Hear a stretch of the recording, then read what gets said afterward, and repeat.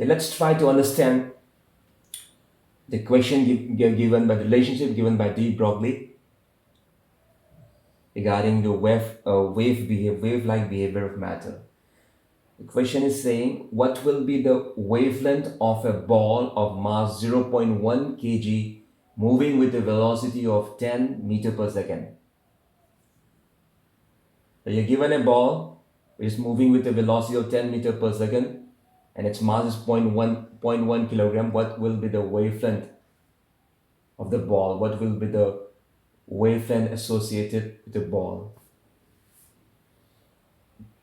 So according to de Broglie, who was a French physicist in 1924, he said that just like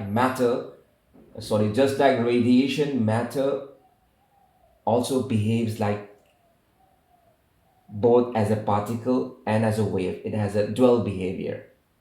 You know that electromagnetic waves, the radiation, the black body radiation, the electromagnetic radiation may be light.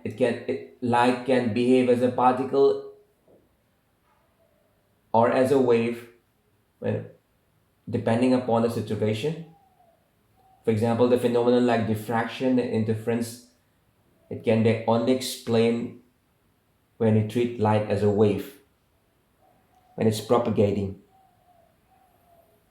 And when it's interacting with something, then it should be taken as it behaves like a particle. For example, the phenomenon of photoelectric effect.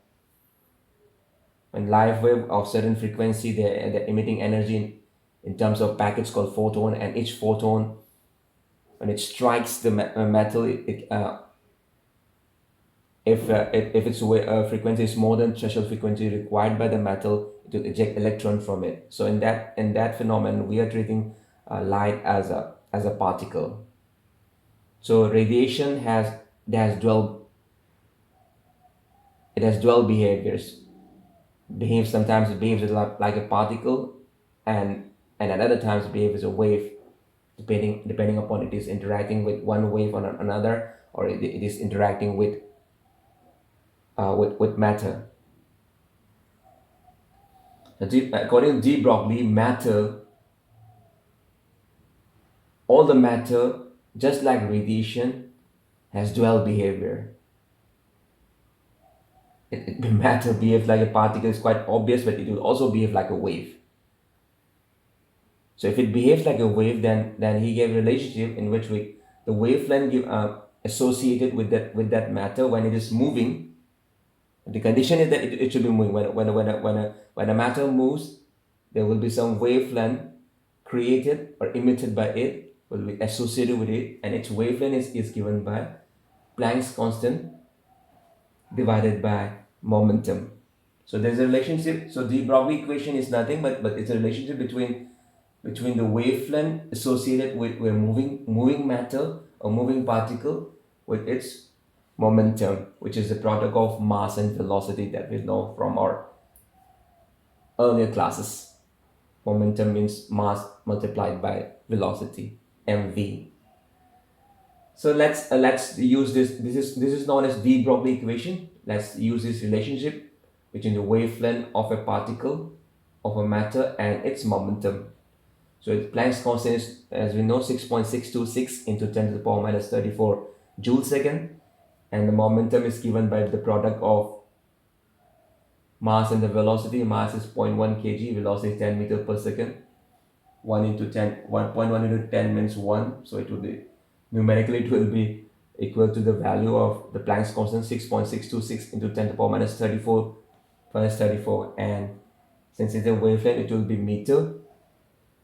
But here what's happening, if you see through the unit, is that joules energy is kg meter square per second square. So kg and kg gets nullified, and meter square is cut. So what remains is only meter square, 1 meter gets cut off, at second square gets cut off, then what remains is only meter. So this is the 10 to the power minus 34 meters, very small. So the wavelength that is associated with a ball of 0.1 kg, that's 100 gram, moving with at a velocity 10 meter per second, is 10 to the power minus 34 meter. So very small, so it cannot be detected by the normal equipments that are devices that we have.